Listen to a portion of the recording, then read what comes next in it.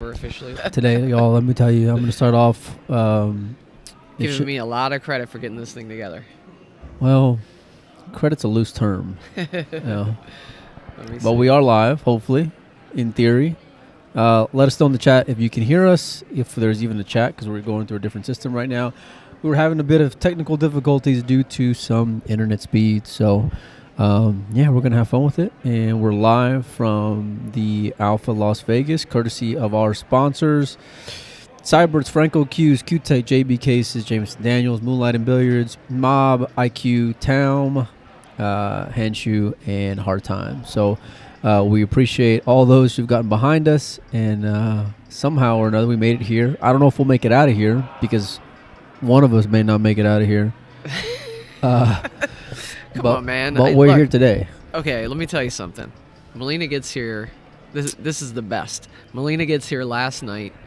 11:47 is playing lands, and he's like, "You got to pick me up from the airport." I'm like, "There's an entire industry that's geared towards bringing people from the airport at midnight to their hotel." There's also an industry that says you got a car and you're awake and pick my ass up. $20. Like, some things are just worth paying the $20 to get from the airport to here. We got a lot of great supporters, a lot of great sponsors. You can afford $20, but instead, you're like, you got to pick me up at the airport, right? So I get there, 11:45. By the time we get to your bags, I mean, it's at least 12:30. Minimum. And let me tell you what this boy did. Okay, you're not going to believe this. He comes with this carry-on, so he drags it down, sets it down, waiting for the bags to come off the thing. His bag comes off the thing. He grabs his bag off the thing, his big bag. You're the worst storyteller on earth, by off the the way. baggage claim. Why? So he grabs his bag off the baggage claim, and he takes the bag and literally just turns away. Yeah, I am a little close, aren't I? He literally just turns away and starts walking away and leaves his carry-on sitting right there like I'm his servant or something to carry his carry-on. I'm like, man, you want me to take this? Because you didn't say a word. You act like it didn't have wheels and all you had to do was pull it. Doesn't matter, man. And here's what happens. Can you grab that for Joey me? does one thing, and then all of a sudden, man, my arm's just been real sore this morning. I don't know if I'll be able to go live today. My neck's just strained after pulling that bag 15 feet. I'm gonna sit back like Molina. It's been quite a day, but we're here and we got games going on. We got matches in play. We are about halfway through, or getting close to the single elimination stage of the Alpha Las Vegas event, which Final is 64. Well, not quite, but getting there. Yeah, getting there. Well, I mean, after this round, it'll be Final 64. We got people walking by us, and the selfie king, Nick DeLeon, made the Final 64, beat Thorsten Holman this morning. He came and, cheered himself immediately. We give him such a hard time, but, hey. Hey, by the way, check out the reel from last night if you guys haven't seen it yet. You should be able to see it on Windows Open and Pool Player Podcast Facebook. We had That's Joey's 2 days worth of work, by the way. Is a 90-second reel with Mike Massey. it was 60 seconds. Excuse me. But here's the crazy part. Mike Massey pulls up in his little scooter, and I mean, he's getting up in years. He's like 80 years old. And he gets up here, and I just go up and introduce myself and start talking to him. I had met him years ago at an exhibition, but obviously he doesn't remember that. But then he just gets off his scooter and starts showing me shots. Just, hey, check this one out. Check that one out. He was here for an hour and a half on this table, and he probably showed, I'd say, about 50 pool shots. And most of them I hadn't seen before, like new stuff, weird stuff, like stuff where he puts the cue ball a half an inch away from the object ball and says, I'm going to draw this ball 2 feet without fouling. And I'm like, yeah, right. And so I'm expecting him to jack up. No, level cue, and he does it. There's a little trick to it. I'll show you later, Molina. But just a cool time hanging out with Mike Massey last night. Solid dude, a lot of fun. You got enough mics in your life. I don't think you need any more mics. You a little jealous? I'm just saying you got enough mics to deal with right now. All right? Well, okay. To add to the drama from yesterday at the, that I'm your baggage handler. Right. We do the walk downstairs today. Mike hadn't checked out the venue or anything yet. And we don't. Don't overlook the fact that I got up at 6:30 to go to the gym. Oh, and yeah. Then, how do you know somebody goes to the gym? No. Wait a minute. They tell you. And then I tell the guy, and then Joey's asleep. Joey and his buddy are dead asleep. I'm in the elevator going downstairs to go work out. As I'm in the elevator, I realize I don't know the room number. So now I have no idea how to get back to the room. I text Joey. I said, hit me up whenever you get up. Don't hear from the guy for 2 hours. That's how my day started. And then...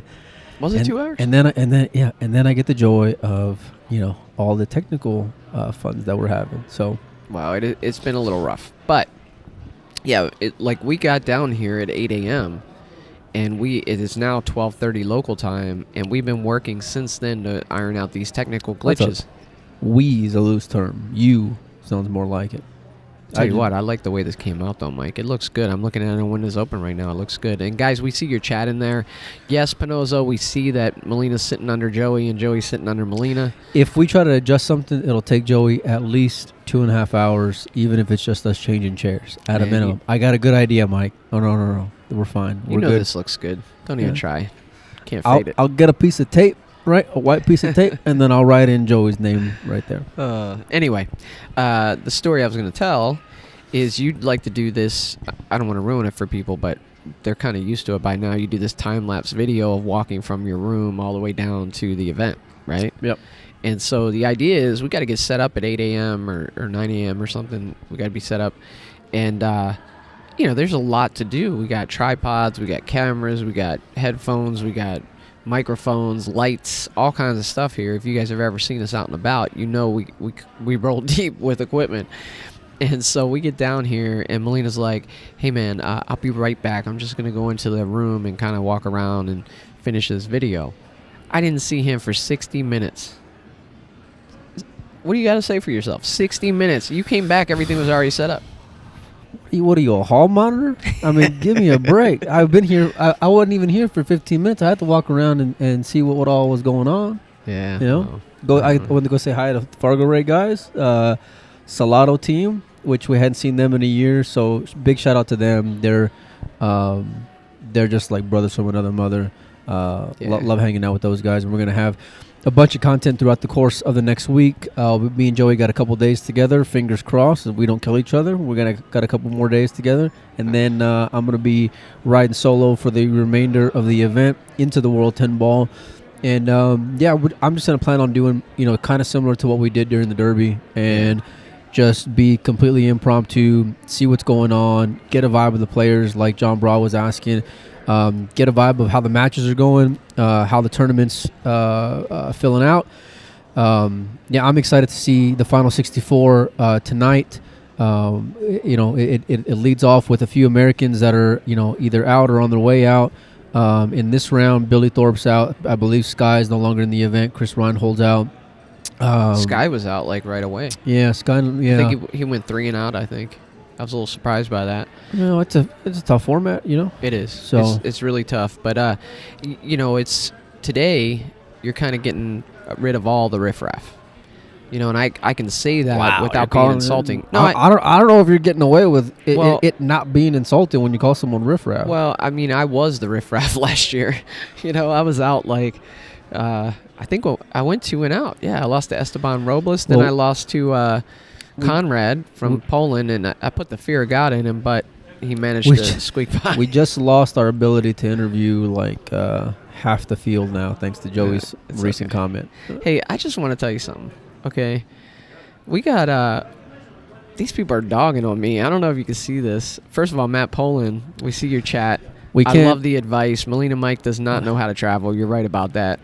You could tell by me having to pick him up at the airport. No, time out. Number one, Matt's 100% right. Number two, this is the kind of friend I am, because if I was any kind of jerk, I would have just been blowing up your phone over and over and over. And you know what I did? I sat my ass in Starbucks, and without any money, mind you, no coffee, because my wallet's upstairs. I just sat down there and just waited for them to wake up. I didn't bother them.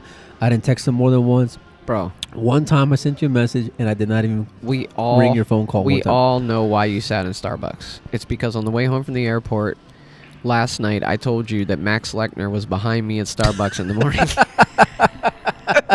And you were just stalking, trying to get a sighting. What's going on, Molina? Leave the cables alone. We got a bad cable. This is what happens when Joey sets up, though. Come on, bro. This is legitimately what happens hard when Joey here, sets man. up. And then Cornholio's telling me I look old. I better shave. What was the other thing somebody said? Oh, Paul McCaffrey's telling me I need a booster seat, and he knows that puts me on tilt anyway. I'm 6 inches taller than you, and I'm lower than you, so I'm just going to sit up here a little bit. Yeah, stick with your chest out there. Hey, let's talk pool. All right, finally, man. Let's get to it. Yeah, our buddy, one of our Patreon supporters, Nate Tam, sent me a video yesterday. I don't know if you've seen that yet, Mike. I don't know if he sent it to both of us or just me. But he's pretty much on tilt about the racking and the braking here.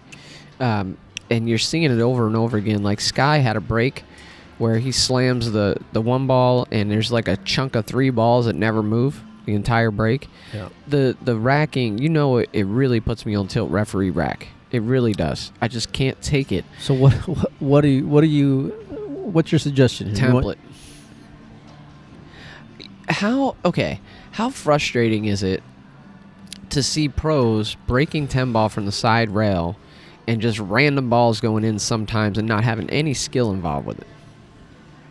Well, I mean, that's kind of how they used to do it for decades. Yeah, I don't like it. Yeah. Right? I like to see, for the most part, a player, 10 ball's hard enough, right? I want to see a player pocket a ball, and then that 40% of the time they're not going to have a shot on the one, or 30% of the time they're not going to have a shot. And so then they're going to have to play safe. You see a safety exchange, all of that. Right now, having the break is not really a huge advantage out there. No, it's not. I mean, you're going to have guys who are, and the guys you're mentioning are big breakers. Tyler Steyer, Chang Jun Lin, Shane Van Boney. Guys who are just known to be, part of the cream of the crop when it comes to 10-ball breakers, and people, study their form to learn how to break the ball head on in 10-ball and get that pop in the squat and get, the four-railer going, the balls in the side pocket, all these traditional balls, and the one ball dressing up in the bottom left, all these things that you expect. With the template, it's the Wild West. I'm sorry, with the triangle rack, it's the Wild West. My only issue is, you're playing a race to 4. One slug rack is probably going to cost you that rack. Crucial. And if someone lucks in a ball in the next one, now it just costed you 2 in a race to 4. Plus, you're playing with the early 10s. So imagine. I mean, it's kind of like my luck. I feel like if I were playing, I'd get slugged. That would be the reason why you lose. Yeah, absolutely. Because of the slug rack. You're right. I get slugged. You're my right. opponent runs out, and then they break. And that's what I was thinking. 4 rail a ball in, and they got a 110 combo. Yeah. Yeah. No, I mean, when I saw you in the draw last year, I said, boy, I mean, my guy's just going to get real unlucky.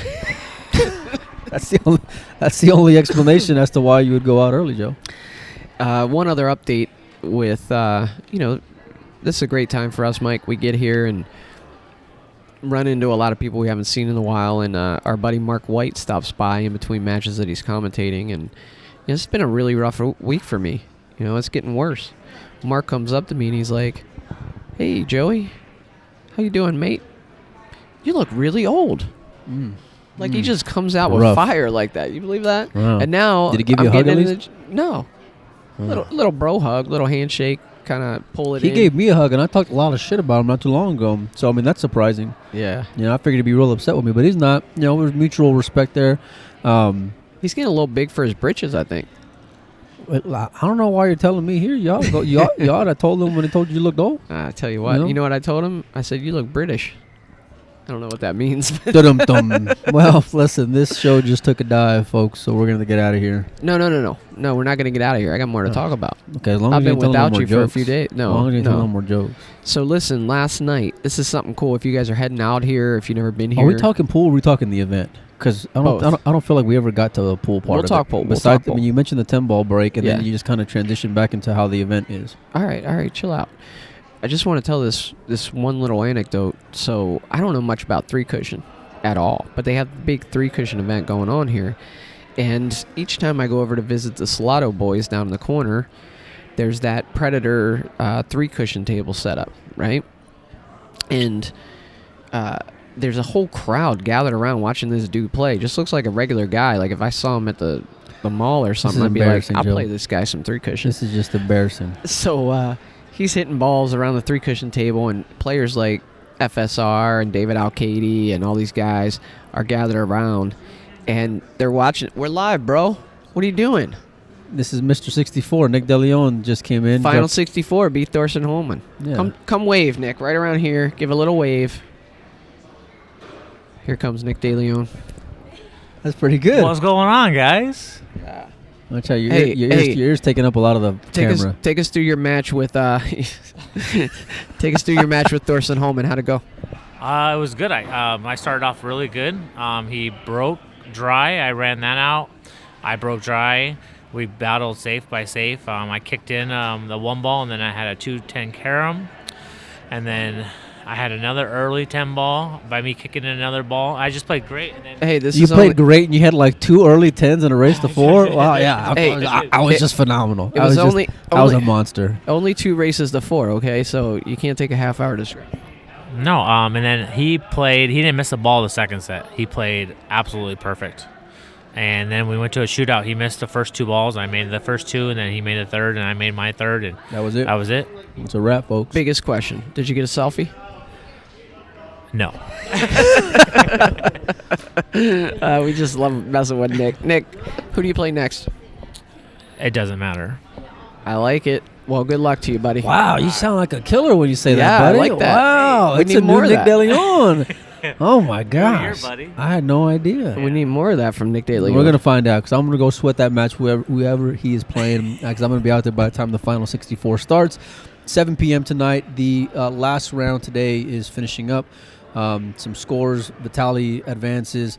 Jeff DeLuna is up 1 set and 3-2 over Jovan Bustamante. And Jovan's, a guy out of y'all's area, who has had a lot of success in the Pro Billiard Series. So big set there. Sanjin looks like he's playing a player from Germany, but in cruise control. Dennis Gray moves on. Bader is up 1 set over Payne McBride, young junior, who just won in a shootout not too long ago himself. Hold on. I want to interject. I was watching that shootout last night. It was him and Tyrell Blowers, and I picked it up when it was like 2-2, and they both had 1 inning where they both missed a ball, but then from there on, they were just money, and Tyrell misses when he's on 6. So then Payne steps up. Both these guys are so poised for their age. Payne steps up. I'm there with Eric Roberts, who's sweating it, and Payne's mother, who's a wreck, absolute wreck. And Payne just drains the center of the pocket to win 7-6. So, watching this young talent out here perform under pressure, it really kind of makes you hopeful for the future for USA Pool. Well, it's all about progress and steps, right? So they're getting the seasoning that they need.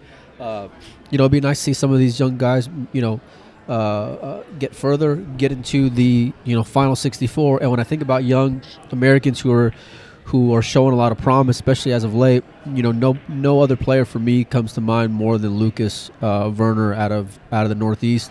I've seen that guy just scoreboard watching, seen him get wins or close matches over the last 6 to 9 months. He wins 2 decent 10-ball tournaments out there. And I want to say the New York area. And then now the kid is undefeated so far. He's one of, 4 Americans in the final 64, along with Evan Lunda, Justin Martin, and Jeremy Seaman. So, well, I'm saying undefeated. Undefeated is what I mean. Yeah. Okay. Yeah. Well, he did lose. Awkward. He did lose.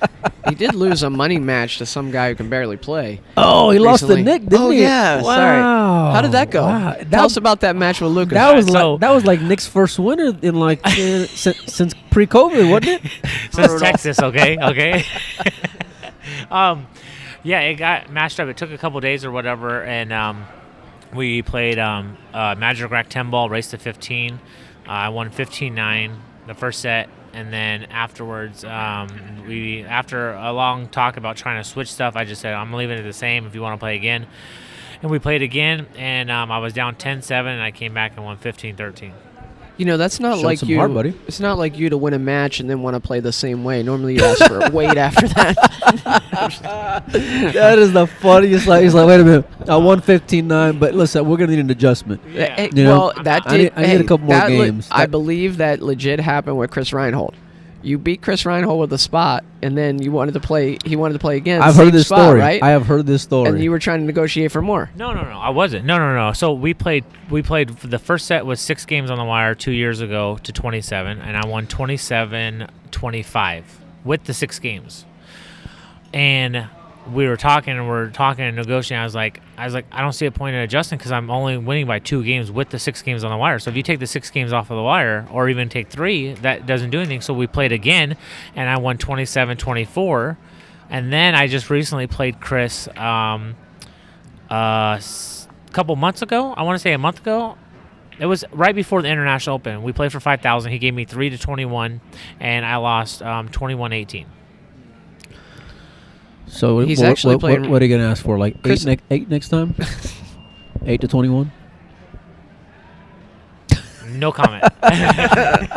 Well, Chris is playing really good. He just won the Bakersfield Open. He's playing good. He broke perfect against me.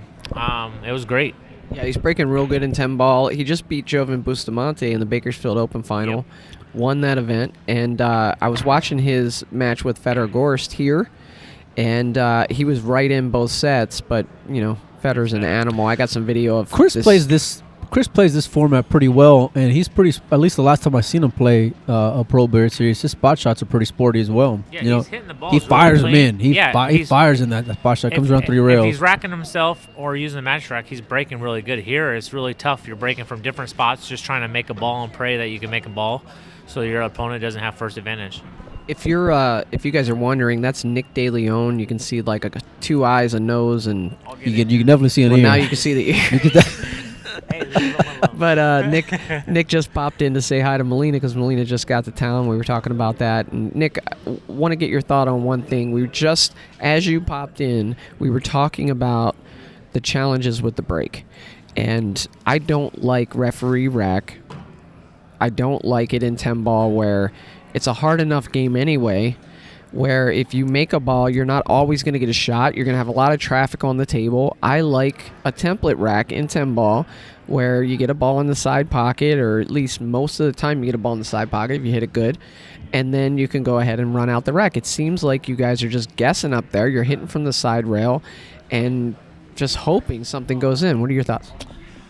Yeah, without the template rack, especially with these tables, the cloth is very slick, so the tables don't grabbing the first 2 balls when you break from the middle. You break from the middle, you break great, but nothing's going, so we just have to adjust and move around until we find our spot. And if we get lucky making a ball, then we yeah, get but there's lucky. no time in a race to 4. That's what I'm but see, saying. I don't No. think the template's the I'm answer hitting either them, because yeah. you know you can't have winner break with the template in a race to 4. No, you can't. You can't. You can't. It would be. No shortstop would have a chance. Let alone if you have Shane versus Phil, or you have Shane versus Gorse, or Gorse playing people with that. I mean, you'd be unstoppable. You'd be breaking and running like 5 sets. You'd run the set easy. Yeah, yeah. So this gives a chance for everybody to play, regardless if you're making a ball on your break or you're not. But I'm breaking from. Joey's of the filler- mindset that's the reason why he lost to Fortunsky last year. It was hold on. It was not Fortunsky, for the record. It was Conrad. Excuse me. Conrad. Excuse me. That's the reason why he lost. They slugged you. I'm telling you, he was sweating. He was shaking. He was nervous. I think he won 4-1 in that second set, but still, he was really feeling the panic, and I couldn't get a ball on the break. He saw you coming in his review. He told me. I talked to him Hey, so at the Derby. Here's a good question, because Nick's really good at racking the balls too. Matt Poland brings up the comment: is it even possible to basically racksmith or finagle the rack in 10 ball to your advantage? During practice, we had to rack our own, but I don't think we were really worried about racking because we knew that we didn't have to do anything because all the refs were going to do it. Yeah, but can you gap the balls a certain way to give you an It's advantage in 10 ball? It's possible. It's just, anything's possible if you're Yes, racking yourself. yes, Any way you can figure it out. The yes. guys are going to figure it out, the people that know how to Yes. do it. But I just don't. I don't mind the refs racking because it gives everybody a chance. Don't get me wrong, we want good racks, but there's also times where you see the 1 ball move, and they look and they don't see anything supposedly, but you already know it's off and you can't say anything. So that's the bad part. It's like when you know that Yeah, but see, that that's a 1 ball touchy rolls line forward. too, because you're gonna have players just complaining the whole time. Hey, No, you got a gap here, you got a of gap course. there. At least all I care about is the first 3 balls. If you can get those balls frozen, I'm gonna hit it 100 miles an hour and pray that a ball goes in. Yeah. Because that's what we're doing. Unless you're awesome and great making that 1 ball in the side ball on the 10 ball break, it's different than the 9 ball break. It's not a good look when you got guys going to 4 and you're seeing them, especially when you're on the TV table. And listen, I'm not calling out. I'm not calling out a ref in How about particular. this? template rack and put the 10 ball on the spot. All snap. Well, let's get Ozzy over here and Karim. Hey, Change it up. I'm just saying, like Matchroom changed up with the 9 ball on the spot, break box, but now Jeff might be breaking from the third diamond. Hey, then you know. Hey, all I'm saying, Just saying. all I'm saying is that if you're gonna do template, I go just put the 10 ball on the break on the spot. I mean, and then just let everybody break. I mean, don't get me wrong. I know Shane or Federer or somebody will figure it out, but right now, I mean, you'll probably be guaranteed making a ball on the break because everything will be tight. Because the table next to me, the same people were racking all 3 tables when I was in the second room, and every time the guy broke, he had 4 balls just stuck together. Yeah, look, I've said this over and over again. I'm now 50 years old, which Mark White reminded me that I'm pretty old yesterday. But when I rack the balls that 12 to 16 inches that my head is over the balls, I have a very hard time seeing the gaps. And I saw There's guys older than you. I saw dudes in there yesterday racking the balls. that I don't know if they're still allowed to have a driver's license. If you're watching, if you're watching, you can see the 1 ball move, but you can't say anything to the refs about the rack. Like they look and they're like, "Oh, I can see the bus drive through, but okay, it's good." But you know that you're going to get a horrible rack because you see that 1 ball. Are you roll staring forward. anybody down? No, because they're racking the best that they can, and I'm just firing at will. That's the high road. Hey, so last year there was a big controversy about the tables, and they've made adjustments to those tables. It was a shipping issue, I think, last year where the slates were bowed and the tables were rolling off. And these tables obviously play different from Raston. They play different from Diamond. But I haven't heard as many complaints this year, and I'm just curious. You obviously are playing well on them because you're now in the final 64. What are your thoughts? I'm really impressed that the changes that they made, whatever they did, they're doing it right. I mean, don't get me wrong, not every new table or every new thing that comes out is going to be perfect. We just have to adjust with it and keep on playing, but the new felt, I played with it over at Oscar's place not too long ago, and he had it on the diamonds, and it's a little thicker, and I was very impressed with the new upgrade that they did with the felt, and I think it plays great. Wow. You heard it here, folks. Mm. That's awesome. I've heard good things. Well, people are going to highlight. People are going to highlight. Because of what happened last year. Well, any little issues, people are going to highlight it and harp on it, and it's fair. To be honest, but I've heard a lot of compared to last year that there's a lot of improvements. Yeah. A lot of things are going positive, and it's not just from, Nick's not sponsored by the Big Cat, so he's going to be honest and open about it. I've heard it from Predator players, non-Predator players, and even league players I've talked to, even just in the few hours we've been here, just talking about the things that they appreciate. Of course, you're going to have issues given over 300 and some odd tables, but for the majority of it, percentages are super high. You have to play a couple shots differently than you can't on brand new Simonis. So once you figure that out and you're like, oh, I can't do this, but it does this instead, then once you figure out, then you're just adjusting to whatever the clock's letting you do. Yeah, I think there's an interesting comment in here. Jason Foster, one of the YouTube followers we have, he said it seems that Predator appears to be listening to the players and constantly working to improve their product. And I think especially with the table, that's true. I mean, just look at the format, if not for anything else. Yeah, second stage is going to be interesting. Yeah, because now you're a straight 3-set race to 4 right now. As I read it, and I could be wrong, the third set, if we force the third set, if we get tied 3-3, then you go to shootout. Then we go to shootout straight away. Yep. That's going to be really interesting because nobody wants to go in a shootout third set, I don't think. You'd want to have a chance for 3 full sets, right? Right, so but if you're stuck 3-1, hey, all I got to get to is 3. But what I heard is the majority, since they came up with this format, the high percentage of you winning the first set is the high percentage is going to a shootout, because after you win the first set, you're like, oh, worst case scenario, I just go to a shootout and I have to win that way. Instead, now you're forced going, hey, now I can, maybe your mind is thinking differently, that now you have 3 sets to win instead of going to a shootout. Like if you win 4-1, then you win 4-1, but if you go hill, then you have to go to a shootout. So it might change the mindset, but the percentage is after the person won the first one, 60% of the time you were going to a shootout. Okay. So from what I heard. From what you heard. Yeah. Jason Foster wants 1 ball, 1 pocket for the tiebreaker. What do you think about that? Championship match, son. Championship match. That'd be pretty good. Yeah, why not? That would Do be something cool. different. Like, I used to love those tournaments that kind of mix disciplines. You know, you don't see it at the pro level a lot, but there were top amateur tournaments where it's like, oh, it's, 9 ball on the winner side, 8 ball on the loser side, something like that. It's kind of interesting, and why not do something cool like that? All right, well, check it out. The last of the matches heading into the final 64 are going to be finishing up soon. SVB win? I don't know. Shane just walked out, so I'd imagine so. Did he look happy or sad? I have no idea. No idea. It's hard to tell with that guy. Hey, Nick, go chase him down and bring him back. Yeah, he went to the. You're a Q-Tech player. He's a Q-Tech player. It's all the same. No. The final 64 starts at 7 p.m. tonight. Let's go down some of the players. You got Federer, Ko, Roland, Lucas, Evan, Justin Martin, Jeremy Seaman, Kachi, Sullivan, Clark, who we talked to Sullivan a couple of years ago. Yep. Out here. Yep. Filler, Albin, Cheng Jun Lin, Victor. Look, despite the format, I'm seeing a lot of guys that have had a lot of consistency lately. You got Victor, Ko Ping Chung, David Alcade, Pijas, Mario He, Oliver, Jesus, Mario, Michael Snyder, Cena, I don't know who that is. I've never heard of that player before. Alex Pagulain, Kazakis, Wukun Lin, FSR, Max Lechner, who's probably going to win, Loho Sum, Jonas, and yeah. And those are the guys who have just qualified from not losing up until this point. Hey, so Nick, you got to hear this. So I always give Mike crap about Max Lechner, his favorite player. And so yesterday I'm at Starbucks, and I noticed he's behind me, and I punked out. I didn't, talk to him at all. That's how chicken shit you are, Well, because no, you said all this stuff online, right? Busting my balls, busting his balls, and you got the guy right behind you, and you miss a perfect opportunity for a joke. You could have sent me a photo of you and him. I wanted to so bad.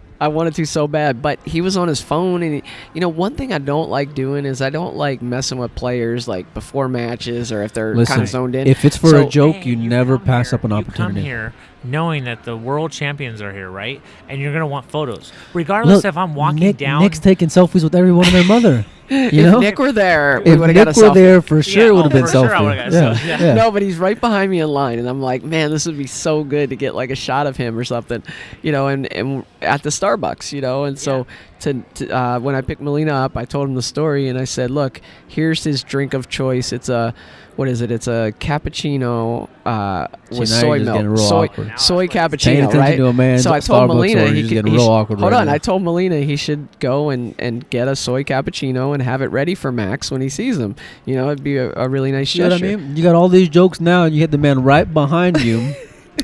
And I'm just saying. So then he'll be the same guy from what's that movie? Where's the live show, by the way, Sandra Nick? Bullock. No, I'm gonna live get it show, because buddy. it's the same thing. Anyways, she's like a boss of somebody else, and they messed up their drink or whatever. But he makes the same drink that. it's got to be a rom-com, a romantic I'm telling you, comedy. it's Yeah, Dory's got you watching all these, doesn't she? Yeah, I knew it. Yeah, You but never watched this stuff when you were single, ever. Listen, this show just took a turn, y'all. I'm just saying that's him. He's gonna be drinking the same drink. He's like, oh, do you split yours? He's all here. He's like, you drink the same thing I do? It's like, yeah.